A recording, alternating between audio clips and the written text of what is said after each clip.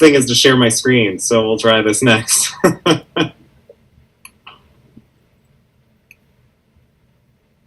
All right, and can we see the screen now? Mm-hmm. All right, good deal.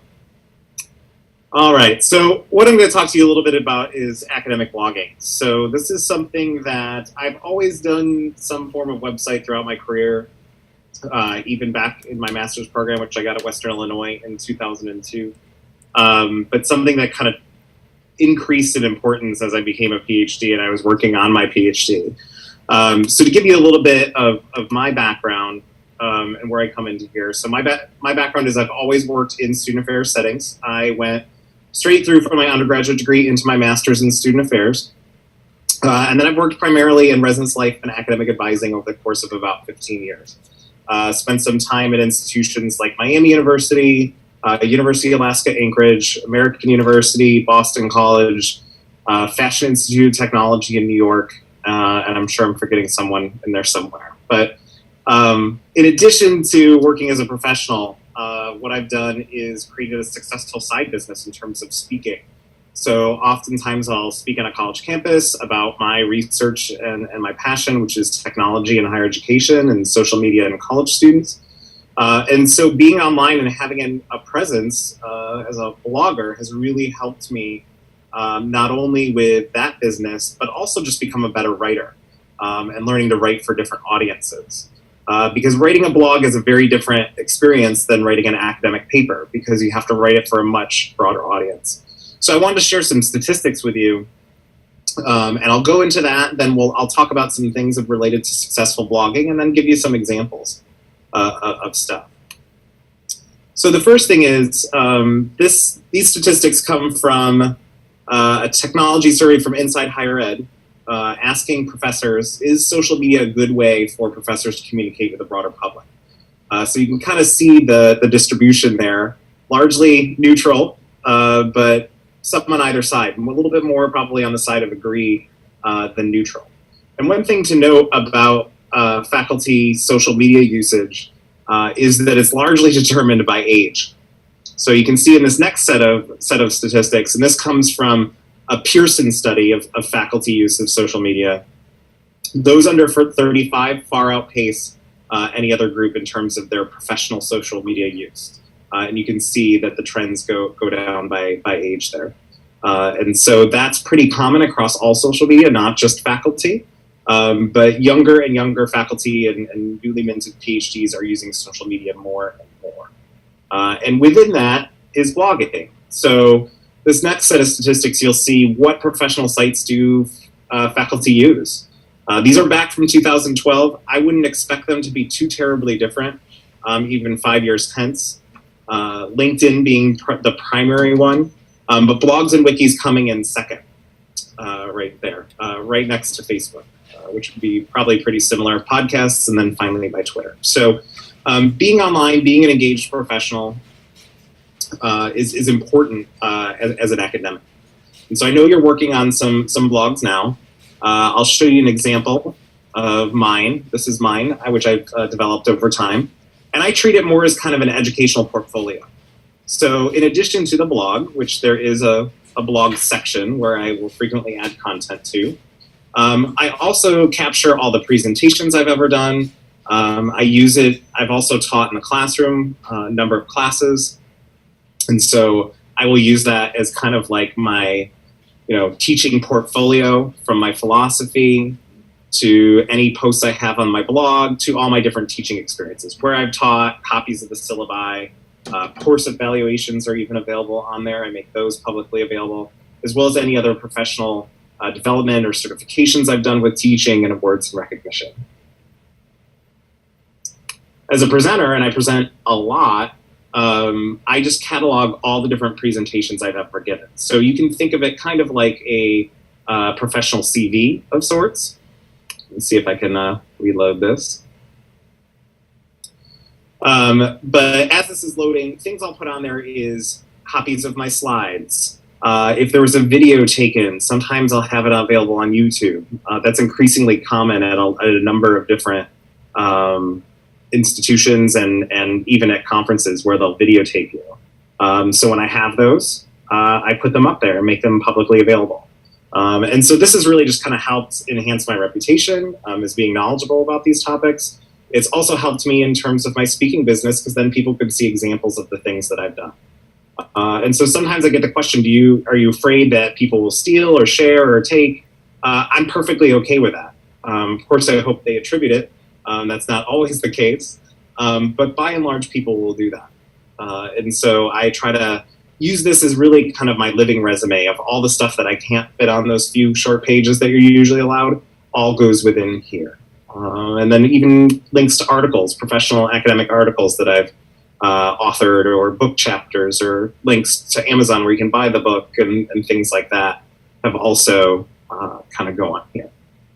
So that gives you an example of a site. I'm going to show you a few more in a little bit. And people take slightly different takes on these.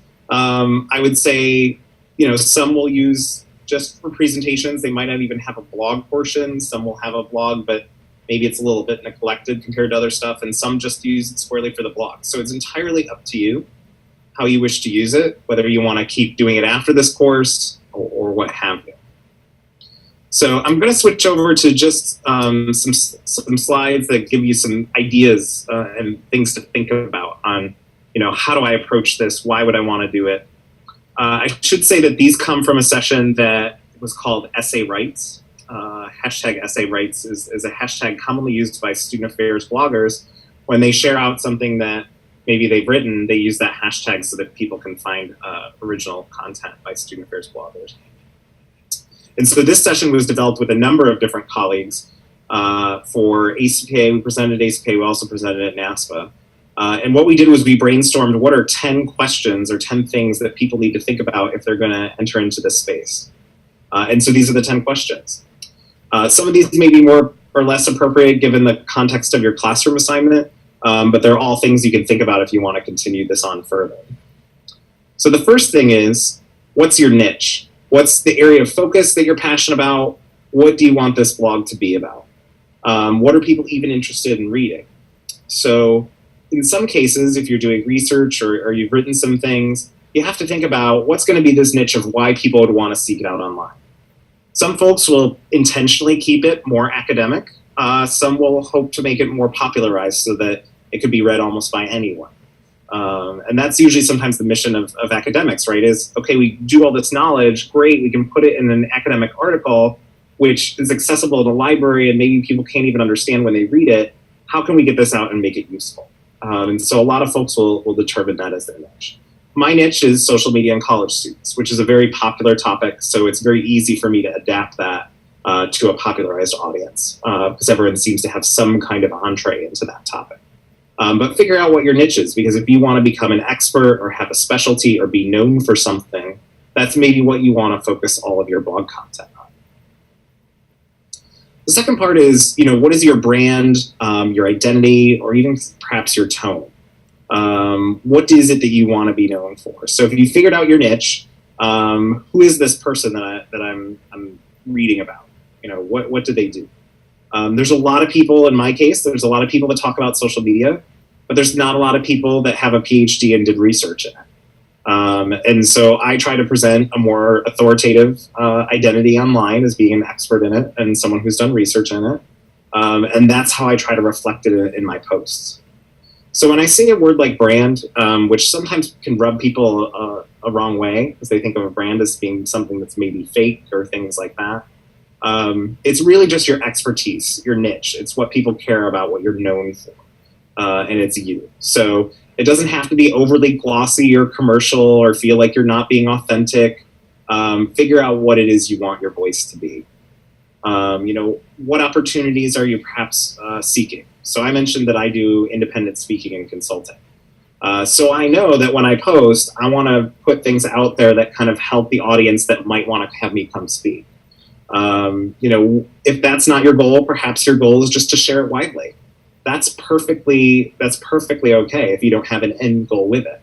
What I found through blogging and putting myself out there in cyberspace is it'll take you in unanticipated places. I never thought that when I started blogging, I would be invited into your class to talk about blogging, right? That wasn't my end goal when I started, and yet here I am ending up. So putting yourself out there can really help you open up new opportunities, even job possibilities that maybe you never anticipated. The next one is, how can you be authentic in the way that you represent yourself? Sometimes I like to use the word genuine rather than authentic, because sometimes folks may take on a different persona online and it's still authentic, but it may not be them. But how can you really engage others in a genuine and meaningful way? And so that means acknowledging comments when people comment on your content, or if you tweet it out or share it on social media, responding to that. So every time someone tweets to me, I always respond back, even if it's just to say thank you, or if they want a resource or other information, I can help point them there. That's a part about, as we'll come to later, how do you engage in the community about scholars and other writers that talk about these topics. The next is what platform and technological tools you should use. It looks like you're using Weebly, which is one of the ones I usually suggest. WordPress is another very common platform. You will probably not be, for this course, purchasing a domain name, which would be, in my case, I use paulgordonbrown.com. But if you want to use it in the future, you could consider what might be a domain name that people want to go to that could easily be remembered. So in my example, I use my name. That's pretty common for academics who are trying to build a brand and identity around who they are, because when they get searched for in research databases, people look for their name. So that's usually what they go with. In my case, I have a very generic name, Paul Brown. So if you search Paul Brown, you are going to find the football stadium in Cincinnati. You're going to find the football coach. You're going to find Paul Brown Hair Salon in Hawaii. You will not find me. So unless I become insanely popular in the next few years, I will never, come to the top of search results when you search for Paul Brown. So that's why I use my full name. I use my middle name, Paul Gordon Brown. It's kind of my professional identity. It's what my web address is, paulgordonbrown.com. When I write for an academic article, I use my full name so that I'm always consistently using that same identity across all the different platforms I might be publishing on. And that just helps in making you more discoverable within that. The next piece is the blog design. So you've picked a tool. If you're on Weebly, there's a lot of different templates you can use. What theme and design do you want to use? You should think about what your tone and your identity is. Do you want it to be whimsical? Do you want it to be more modern and clean? Should it be more serious? Have your design reflect the type of content you're going to put out there and the type of impression people want to gain from it. Now, you might think as an academic blog that means it has to be clean and serious and boring, but there's a lot of folks that deviate from that and do it in some fun ways. So don't feel like you can't have your personality show up in there. But figure out how you can make that show up there in a very kind of smart way. You probably won't need to think about this much because Weebly is usually pretty good about doing this for you. But accessibility, universal design, can people read it? Usually when you upload photos, it'll ask for what's called an alt tag, ALT, for alternative tag. And that's just a little text string that you can put in that describes what that photo is. So if, let's say my friend Mary, who is blind, is going through my website, if I don't have an alt tag that gives a text description, Mary's screen reader is not going to be able to figure out what that photo is. So think about accessibility and universal design. There's some features already built in there, but adding things like alt tags, if you get in the habit of it from the start, you'll be a lot more thankful than if you get to it at the end and you figure out, oh gosh, I've got all these images and I have to add it later. So think ahead to how to design that, and maybe even what functionalities you want. So if you design it in class and then decide you want to do some different things with it, maybe that it's a good time to look at different templates and what they can do and how they can convey it. Because some templates are more conducive to photos, like photo sharing, photographers, portfolios like that, and others are better suited for text and other things. So think about what you want your design to do. The next one is, how are you going to promote your blog? So if someone publishes a blog post in the middle of the forest, I'm pretty sure no one will hear it. You have to share it on social media for it to be found. I know this from my own site.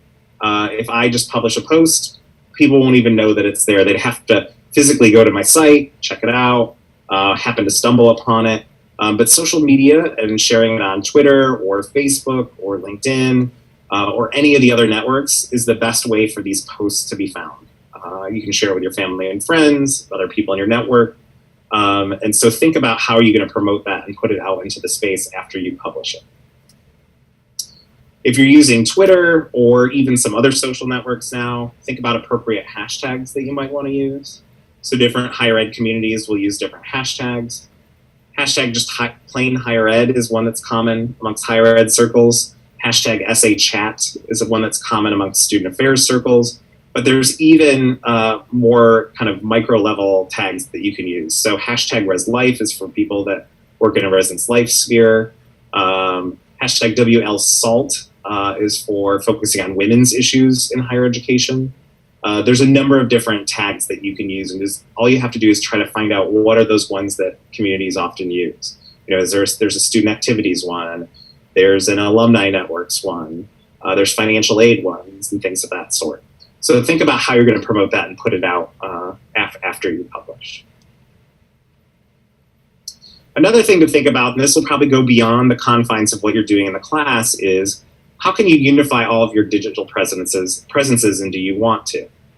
And what I mean by this is, I mentioned that I use the name Paul Gordon Brown as kind of my professional identity. So I've aligned all of my social networks with that name. If you try to tweet me, you tweet at Paul Gordon Brown. You want to find me on Facebook, it's facebook.com/Paul Gordon Brown. LinkedIn, the same thing. That is also my Instagram handle. I've used consistent ones across all of them. And the reason I do that is they can all mutually support each other. And I'm perfectly okay with my choice of all that's publicly available. I don't care if anyone sees it. So I'm perfectly okay with using the same handle on everything. In some instances, like let's say I'm on the beer social network Untapped, which is when you have a new beer, you check in your beer, you can take a photo, you can rate it, you can see what your friends are drinking. I use a different handle for that because I'm like, I don't know that I need that to be part of my professional identity. So I purposefully use a different handle. I don't use Paul Gordon Brown. So if you do want to integrate all your digital presences together, you can use the same name, or if you want to opt out, you can kind of change them. It doesn't mean that people won't find them, of course, but it makes it a little bit more difficult. And what I've found is the benefit of weaving all these things together is people can more easily find me across all of the platforms. So if they find me on LinkedIn, they can very easily learn how to tweet me, and that helps because I want to start to build that network. And blogging and sharing it on social media helps me do that. I noticed there was a question about traffic data and analytics. That's a part about it. If you want to try to promote your work so that more people see it, you'll start to determine the more that you do it, what posts gain more traction and which ones don't. And this can be unanticipated. So, for instance, I have a post that's on giving this special type of talk called Pechakuchas. And Pechakuchas are these 20-minute or 6-minute, 40-second presentations where it's 20 slides that automatically advance after 20 seconds. And it's just this defined presentation format. A lot of different conferences are playing with this. It was at AERA. They've used it at ASH. Sometimes they're called Ignite Talks, which is something very similar. And so I just made a post of, how do you write a good one? That post gets more traffic than almost anything else on my blog because it shows up well in Google search results and just consistently outperforms things. I never guessed that that would happen. I've also noticed that certain topics that I pick seem to be more popular than others. So I also do residence life work, so I talk about this approach to residence life called residential curriculum. That also gets a lot of traffic. The more you do this, the more you'll start to find out which things seem to resonate. So when blog posts start getting traffic, some of it's by chance, just because you may have tweeted it out and people just happened to see it and you did it at the right time. And some of it's just over time. As you develop this stuff, you'll notice that through search results and things later, that certain things and topics start rising to the top. And so that's a smart way to use analytics to determine, well, if this is getting a lot of traction, people are really interested in it, then I should write about it more. And it can kind of help guide you based on where people's interests are. The other thing to think about is when you share out those links, what time do you do it? I have a colleague who works at New York University in Abu Dhabi, and I was visiting her. And she said, "Why are you always posting your photos at 6 p.m. Local time in Abu Dhabi?" I said, "Because when it's 6 p.m. in Abu Dhabi, it's noon on the East Coast of the United States. So I know more of my friends will see it. If I post it at 10 a.m. at Abu Dhabi time, it's going to be the middle of the night. No one's going to see it, and I want them to see it." So think about, too, what times do you share these things out? Common times are the morning, usually around noon, right, lunchtime, 4 or 5 o'clock when people are ending the workday and they don't want to do work, so they're surfing the internet instead. And then usually like at 9 p.m., which I found for higher educational professionals is usually pretty common because that's when some of their work days are actually ending. So think about who your audience is and what times to share that out.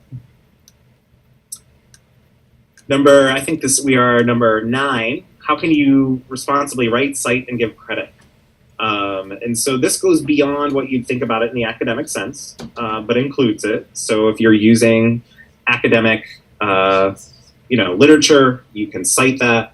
Usually in a blog post, you won't do a formal citation, but you'll weave it into the text a little bit more like a magazine would, but then just include the citation at the end.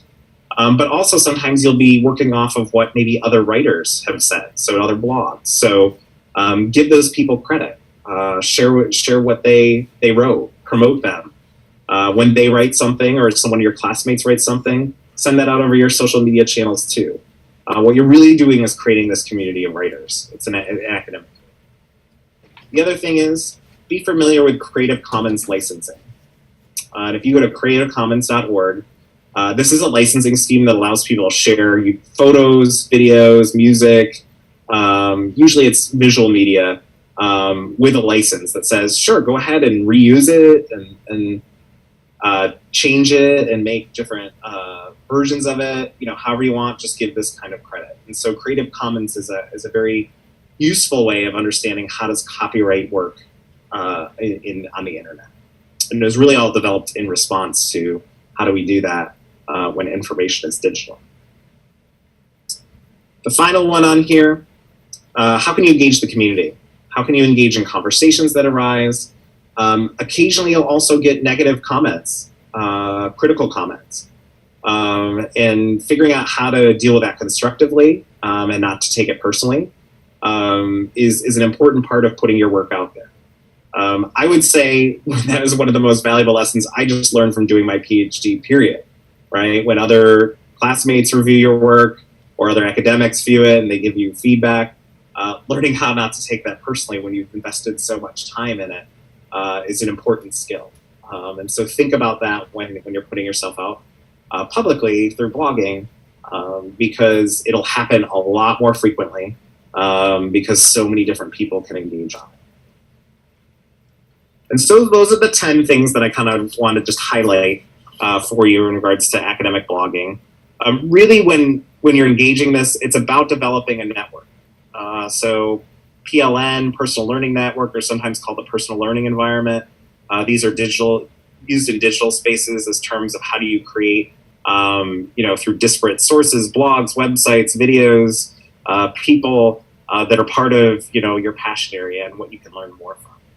They exist in the physical world, but in the digital world, they can expand and you can find people with that really arcane niche academic interest that you have that maybe you couldn't find physically around you as easily. So think about blogging not just as a publishing tool, but also about building your network. So I wanted to share just a few examples of some academics that are on the web. Here's one of my good friends, Z Nicolazzo, and Z uses Weebly, similar to you. When you go to Z's website, you're presented with a bio, so about Z and the work that Z does. But there's also a blog component. Z does research on trans-identified college students, so all of the blog content relates to issues of gender, and sometimes sexuality. Z includes teaching statements, the research Z's involved in, service and awards. So you can see that Z uses the same approach of kind of a professional portfolio landing page. Dan Tillepaugh, who's a California Lutheran, has another very similar site. You're greeted with Dan's bio here at the beginning, also has a blog. TJ Jurian, who also does a lot of speaking as well, has a speaker and consultant tab in addition to the blog, as well as kind of all the scholarly work that TJ's been working on. The final one I was going to show you is a slightly different take, and that would be from Scott Helfrich, who's still a working professional, so is not a teaching faculty or anything of that sort. He's a director of residence life. And so he branded himself as the student life guru and has blog posts about working in student life and residence life. And, he takes a much more kind of whimsical approach, because you can see from the cartoon there representing him that he likes to have a little bit of a sense of humor about it. But there's a lot of different styles within there. And let me see if I can pull up one more thing for you, and then we'll open it up to questions. And I think there's already some in the comments. Let's see. Okay. The other thing you can do is if you go to sawrites.com, so SAWRITES.com, which stands for Student Affairs Rights, it'll redirect to a portion on my website that talks about resources for higher ed and student affairs bloggers. The 10 guiding questions we went over today, lists of different bloggers, so you can click through, see other different people's sites, and that can range from graduates and new professionals all the way up through senior level professionals and faculty. Group blogs that exist, so there's some group blogs where people just contribute a post, but they don't actually have their own site. And a few other resources here related to blogging and being on kind of the academic space. So that is what I had to share. It looks like there's at least some comments here in the chat section, but I'll open it up for any questions that people have, and otherwise I'll go through this chat section and see what you got. Well, I'll let Aiden go, and then I'll say something. Oh, okay. So I just was interested in knowing how much time do you devote for your blog per week? Yep. It has varied over the course as my life's changed, as how central is that to my work. When I was doing my PhD, I was doing my PhD full time. So I had a little bit more freedom to spend a lot of time on it. I was publishing, at one point I was publishing every day, and I had stuff that was banked. Usually it's about once a week.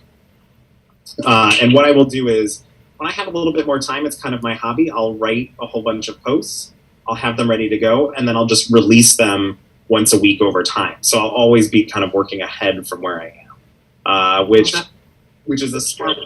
Yeah, it's a smart way to do it if you want to make sure that you're consistently having something new. That's what helps build an audience. But some folks will do it once a month. As I've taken on a full-time job, I do it a lot less. So, because I'm actually writing for my company, so I will sometimes repurpose things for that.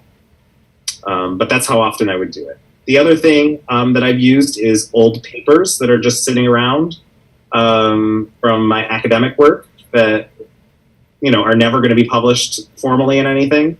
Sometimes I'll take those and pull out sections of them and make them into a blog post, because a 10-page paper is entirely too long for a blog post. Blog post should probably be at most 1 single space to 1.5 single space type pages. There might be 5 blog posts within a paper that I can pull out and say, I'm just going to focus on this narrow topic within here. My dissertation, if I tried to break it off into blog posts, I can't even imagine how many I'd have. I'd be writing for years because you can just focus on one concept and just, delve into it a little bit more deeply. Thank you. Sure.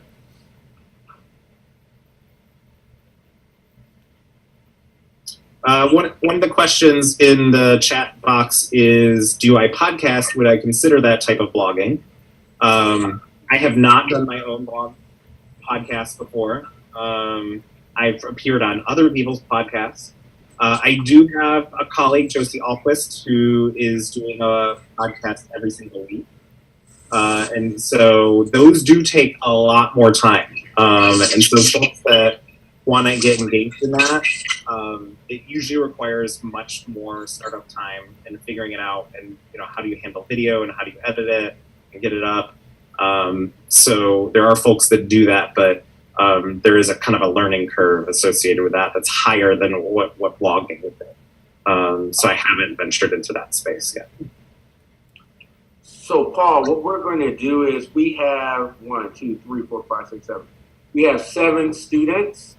What we're going to do is have them just share within 30 seconds to a minute what their topic they're going to be blogging on, and maybe you can give them a little feedback. I know there's one question that just popped up, but after you address that question, I'll give you a name, and that person can share what they're doing.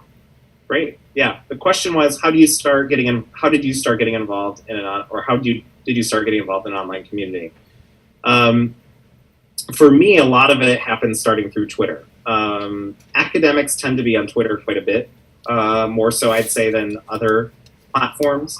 And so watching that and paying attention to certain hashtags, SA Chat was one for me that was, since I work in student affairs and I did student affairs work, that was really meaningful for me to follow and use. And so I started engaging through that, and then you start to see the same people show up over time, or the same people will respond to the same things that you're interested in. And so it's been the case that I've gone to conferences and met people that I've only known through their Twitter handle before. And so it's led to kind of like another digital networking space. So part of it is just reading what's happening in those communities. It could be even a Facebook group. Who are the people that are talking about the same things that you are? When they ask for a resource, you share it. And so you start to develop a connection that way. Well, thank you. Let's start with John. Can you hear me okay? I can. All right, awesome. Well, thanks for joining our class. Appreciate the information. I think for me, before I get into my topic, like blogging is kind of interesting to me. I'm more on the cusp of millennial, so not to give away my age, but I just stick to more Facebook. So this is kind of an interesting topic to me.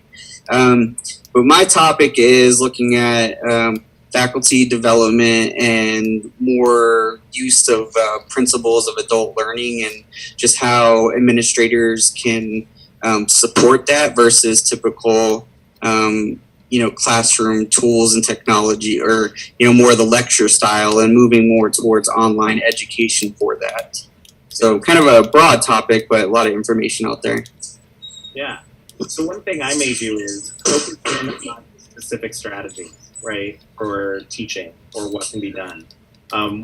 That's what people will be looking for online. Like, give me something concrete and actionable that I can use and things of that sort. And so what you may want to do is use it as a list. Those, of course, are common ways of doing it on the line. Like 5 things you need to know in order to be a successful modern faculty member or a teacher or something like that. And so think through what are those actionable, practical things. There's a lot of communities. You're in Lux. There's a lot of communities online who talk about these kinds of topics. I'm involved with the Online Learning Consortium, which is all faculty and administrators and teachers that are involved in integrating technology, using flipped classrooms, all those different methods of delivery. So take a look at their site, see what hashtags they use, and then try to narrow it down to something practical, like do this, what can I do? And that should probably help you out. Awesome, thank you. Can we go with Sarah? Because Sarah I know she had 2 questions along with sharing her topic. Yeah, so my topic is 3 tips to prevent burnout in doing broader engagement or public engagement for academics. And my question was, do you think that academics who are not engaging in social media are going to be left behind in the future?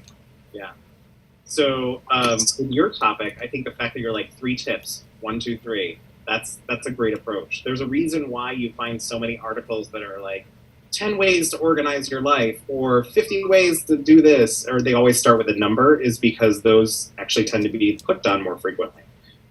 So that's why you see so many that are written like that. So for your topic to be kind of defined out like that in terms of a number is a great strategy. Burnout is also something that people are always interested in because everyone always feels some degree of burned out, usually. When it comes to your question, will they get left behind? I think it depends on discipline. Different disciplines, are different. Our philosophers, I was a philosophy major. Is it going to matter to them? Probably not, unless they're one of the popular philosophers that does popular work. Increasingly, as we're seeing with, switching to adjuncts, though, in colleges, universities, and faculty being more like on contract, being able to be an engaged person that can make extra money on the side from different things might unfortunately become more important. And so being able to be on social media and do that can help. So I think we'll see where that goes. That's quite a few years off, I think, hopefully. But it may happen that those lines start to get blurred.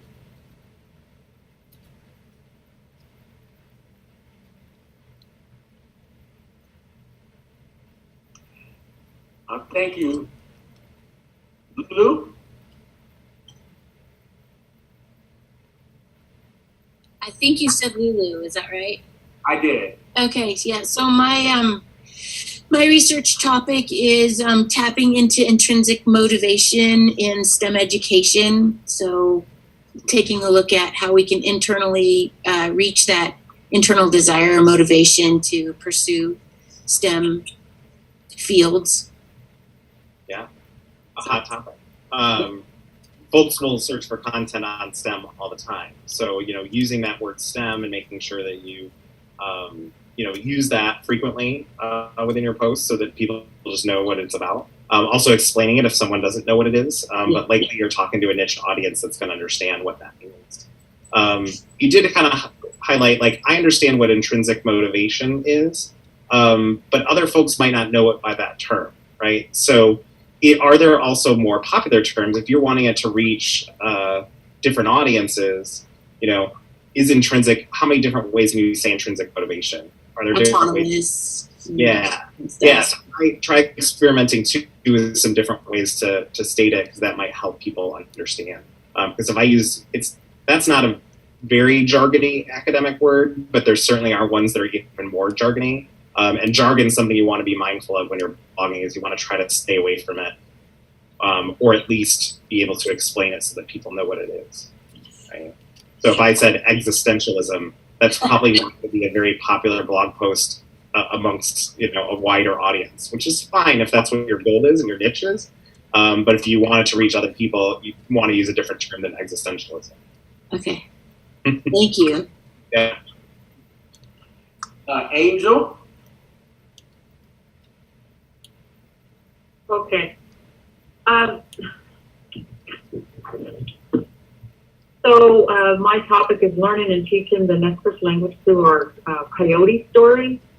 And so I'm trying to figure out a way to go about a blog. And this is, to even think about it, it's kind of scary for me because I do not do Facebook, Twitter, or any of that stuff.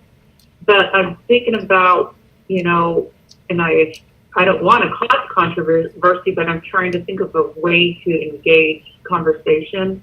And so one of the things that is discussed with working with stories is that some people say that you can only teach or tell the stories in the wintertime, but others believe that, when there's a lesson to be learned, that's when you tell the stories. And when our language is at risk of being lost, as well as our story, that a lot of people are saying that the old teaching of only telling in winter is, not as valuable as telling our stories and teaching our language whenever.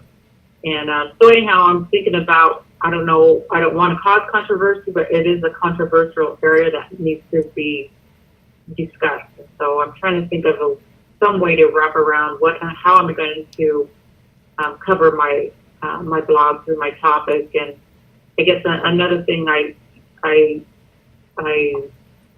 could do is just to talk about what is teaching the language through our stories, and show some of our successes. So I'm just trying to come up with how I'm going to go about this. Yeah. I think your second instinct there about how does one use storytelling as a teaching tool and method, and conveying language and things of that sort is probably the smart way to go. If you were to continue doing this on after this class, then I think you can start to experiment with, well, how controversial do I be in terms of the opinions that I'm putting out there? How far can I push that envelope that I'm still comfortable with, but is also like hopefully making meaningful change in the way that I want it, I think it should be. And so, coming out of the gate with something that's public and very controversial could be a little bit overwhelming until you get used to the platform and how do people respond to things. So I would tend to try to, in my first few efforts, shy away from that a little bit. But as you become comfortable, if you were to continue to do it, then you know where you felt what you could take on and how you could state things that might actually move the needle too, right? Like you understand what were the things you should focus on. So I think that's a good instinct.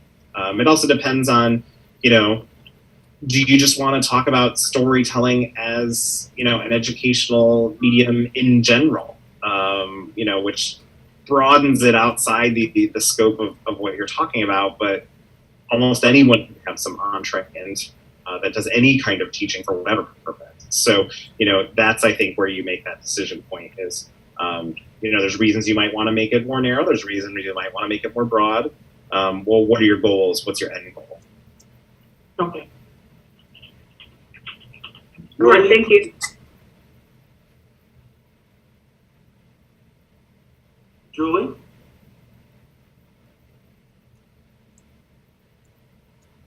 Hi, Paul. Thanks for coming. My topic is I'm writing about is retention and graduation for Latina students, but my bigger area is college access. So I'm thinking work for the TRIO program. So we have some national media, but I was trying to make it kind of, I don't know, I think it's more exciting to talk about the individual student stories, or like something that happened today. We had a college visitation yesterday, and today I went to the schools and the kids all had on their t-shirt from the colleges, and just the power of giving them a t-shirt that says I'm going to college or whatever. So that's why I'm kind of, I don't know, trying to make it something more exciting than just I don't know. I think with your background too in like student life, and we're trying to have more students live on campus, but for my students it's very expensive. So anyway, there's a couple of things talking about what could institutions do to retain students, particularly Latinas. Yeah, I think that instinct of using different stories could be a really powerful way of illustrating different examples of your work. So even a blog post that would have been "The Power of a College T-Shirt," is the title of it, and you talk about what that's like to come in with have a college name on your chest, and what that does to a student's psyche and their belief in what's possible. You could use that as a story to then impart some kind of thesis of why it's important and things like that. And so even if you use those stories, it's an interesting and kind of different, compelling way of sharing that content. So if you did multiple blog posts, each one could be a story that illustrates some different example, and that's a great way of making something popular that brings it to life in a way that's different than, let's say, talking about retention, broadly and statistics and things like that. So that's a totally valid and a different approach to doing it. I think your gut instincts are right on that one. Thank you. Can I have Matt? Yeah, hi, Dr. Brown. This is Matt McDaniel. So I'm focusing my research on defining charter school leadership, public charter school leadership in kind of two different realms, specifically one in the kind of practical, didactic, comparative analysis between what charter school leaders need and do as compared to maybe traditional public school counterparts. And the second front would be maybe some of the pre-service needs of these leaders as compared to their traditional school counterparts, and what colleges and universities are offering for people who might end up in a leadership role that's outside of the traditional setting. Yeah. So your topic sounds like it would probably be much more niche, right? Right. In terms of your audience, which is fine and great. So think about who are those people that you're speaking to. Is it policymakers? Is it administrators already working in charter schools or teachers already working in charter schools? It could be a few of those. In which case, I think if you go in that direction, you use some jargony words like didactic and things like that. You're okay to use some of other words because you're talking to an audience that understands what those words mean. And so if that's the route you go, then I think you can probably have a little bit more of a academic treatment in it, because that's the audience you're trying to reach. So, Brittany? Hi, sorry, my kids kept crashing the session. They found me. So mine is focusing on the importance of math professional development for teachers, especially with the changing Common Core. So was kind of thinking as you were talking a couple of different ways I could go with the blog post. I could really focus on what Common Core is, what it means to help the parents understand a little bit more, because a lot of the teachers I work with, that's their biggest backlash is from the parents who don't understand the importance of it. Or I could go the more teacher side of it and talk about different strategies they can use in their classroom and things like that. Joe Bowler from Stanford has a lot of YouTube clips that focus on math professional development and things like that. I think might be a good resource also to add to the blog. Yeah, I think you're spot on. In terms of like thinking about the audiences and the directions that you want to take it. That's exactly. You're already in the right spot because you have the benefit of having heard what I said to some of the other folks too. So, but I think you're right on with that. I don't know that I have anything to add. Thank you. Did I miss anyone? Yep. If not, we want to thank you, Paul, for taking this time with us. We know that we're on the. Are you on the West Coast? I am in Portland right now, so yes. Oh, man. Yes. Sorry, I lost the connection and I came back. Oh, okay. Could you share a little bit about your topic? I'd love to. I'm still trying to sort it. But at any rate, I'm writing a blog article about STEM education and higher order teaching instructional practice so that all students have equal access to higher order learning. All right. So it's pedagogically focused, but hopefully helping teachers to understand what the difference is between a higher order instructional practice and something that might be a little bit more just lecture and notes. Yeah. So I definitely focused in on, if your audience is teachers, what would that audience understand? How could you frame it for them? And if you want to continue it, what are some of the additional resources that maybe you'd want to make available or collect over time that reinforce that? Do you want to keep it narrow into STEM and keep going down that? Or is it just, this happens to focus on something STEM related, but really I'm talking more about the kind of the teaching practice, whether it's STEM or it's not. That's kind of the choices that you have to make.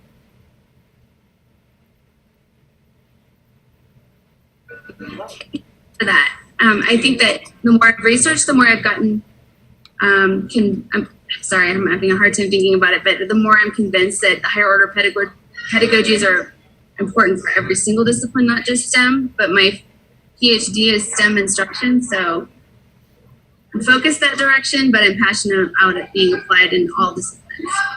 Yeah. So you may want to focus in on the STEM part, but there's nothing precluding you from writing something, that would say it's not just about STEM, but it's also about all these other things too. You'd probably, sounds like you'd want to make your brand and identity more about STEM, but it's okay to, sometimes step out of that a little bit or take what you've learned of that and try to apply it in a different sphere.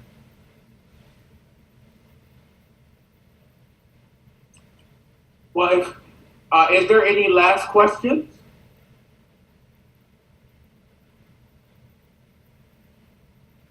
Hearing none, we just want to say thank you again, Dr. Brown, for taking time with us. I'm headed to Portland on Friday, so you're in a good place. We thank you for taking this time out.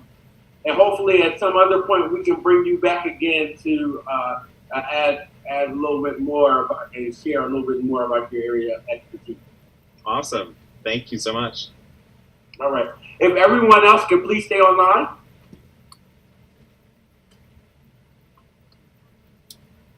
All right. Were there any questions that you guys have before we conclude? Yes, this is Angel. So I guess I didn't really thoroughly look yet to see if you have what you have as far as our the assignment for this blog, like for our Weebly, the website. Do we have to add bio and all those different things? No. So the main thing is that you have a 800 to 1,000 word post that you create. I'm not requiring it to have any fancy design. If you have a nice design, that's great. But really, it's about the content and really communicating to whatever audience you're focusing in on. So what I would do, what I would encourage you to do is to create a Word version so that you can upload that to the module for this week, but then also create the blog, the actual blog on, cut and paste it and put it on the actual Weebly blog. Okay. And then Does that make sense? Is this session recorded, or will we get to see notes again? We'll get the notes again because for whatever reason, it's not recording on my laptop. So I'm sorry. I did record it though. I figured out how to record it. So the Dr. Dr. Brown section will be recorded, and then I took notes for Weebly. So. Okay, Awesome. great. And then, and so are these sessions for guest speakers? Are they all starting at 5? Because for some reason I have 6 on my phone for my calendar. But will they all start at 5? Yes. So 5.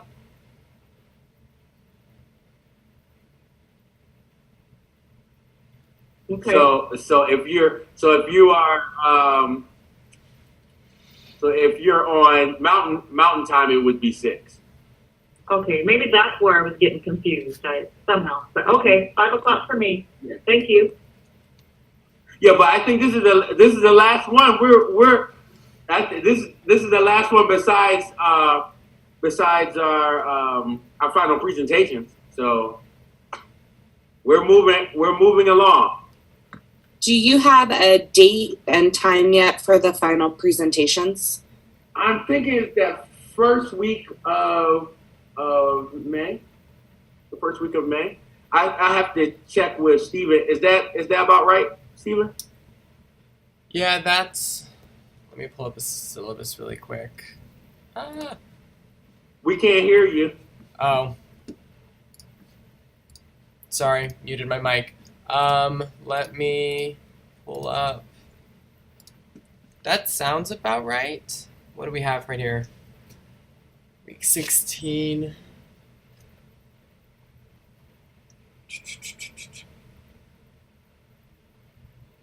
Yeah, I think that's about right. That first week of May. Yeah, because I have on my calendar space from 5 to 7. So I have a question. How do we get? We're supposed to comment on each other's blog posts, and so how do we access everybody else's blogs? I think it should be all shared. So you should have access to be able to see it, because as a class, you guys should be able to see each other's and reply to them. I'll check with Cassidy to see if that's what I was told. So I'm learning this process too. So we're all learning together. So if there's some challenges with that, please let me know. Yeah, I don't see anybody else's website except for mine.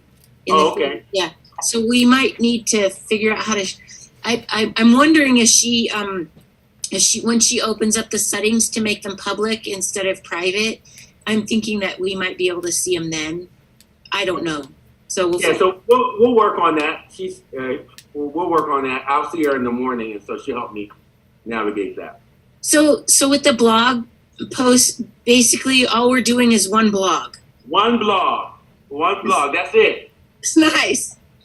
All right. Yeah. And So- 800 to 1,000 words, and the presentation. You're not worried about the presentation. You're worried about the words. Yeah. So let me go back to kind of the basics of this course. So I'm not expecting you guys to be the best academic blogger in the world the first shot.